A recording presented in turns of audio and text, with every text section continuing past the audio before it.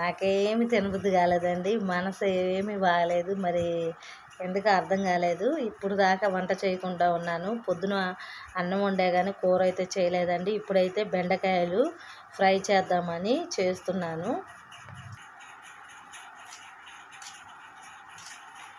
Hi friends, చూడండి friends, మా Mrs ఈరోజు ఉదయం నుండి ఏం కూర చేసుకోలేదు ఇంట్లో.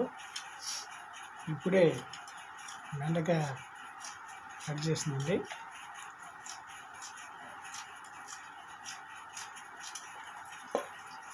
బెండకాయ కర్రీ ఫ్రెండ్స్.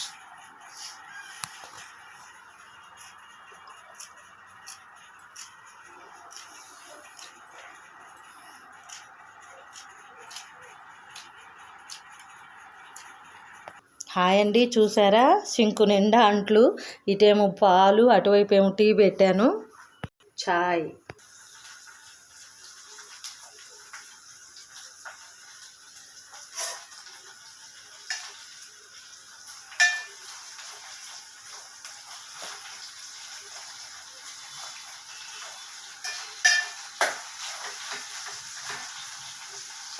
ఫ్రెండ్స్.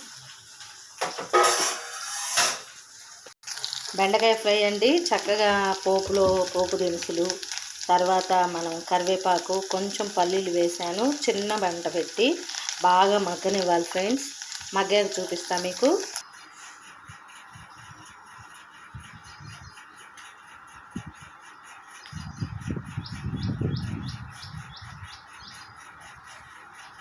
బెండకాయలు మగ్గుతున్నాయండి.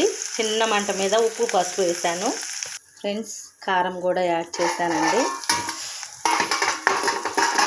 అయిపోయింది, ఇంకా సర్వ్ చేసుకోవటమే. ఎంతో టేస్టీగా యమ్మీగా ఉండే బెండకాయ ఫ్రై రెడీ అయింది.